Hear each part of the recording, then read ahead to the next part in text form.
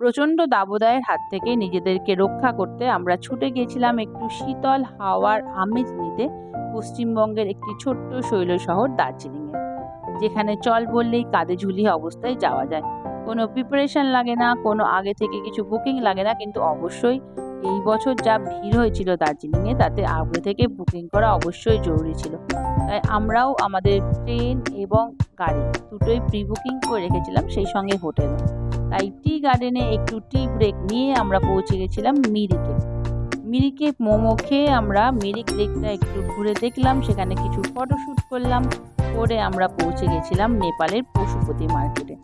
অবশ্যই বড় ভিডিওতে দেখাবো আমি কি কি কিনেছি নেপালের পশুপতি মার্কেট, অথবা যেটাকে বলে পশুপতি ফটো। সেখান থেকে আমরা কিছু কেনাকাটা করে চলে গেলাম দার্জিলিংটা বরাবরই আমার ভীষণ একটি প্রিয় জায়গা। আমি এই নিয়ে দার্জিলিংয়ে 4 বার এলাম।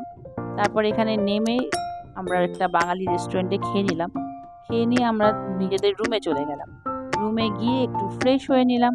ফ্রেশ হয়ে বিকেলে আমরা বেরিয়ে পড়লাম ম্যাল থেকে ফিরে রাতের খাবার খেয়ে নিলাম। ব্যাস এইভাবেই কাটলো আমাদের দার্জিলিং ডে 1।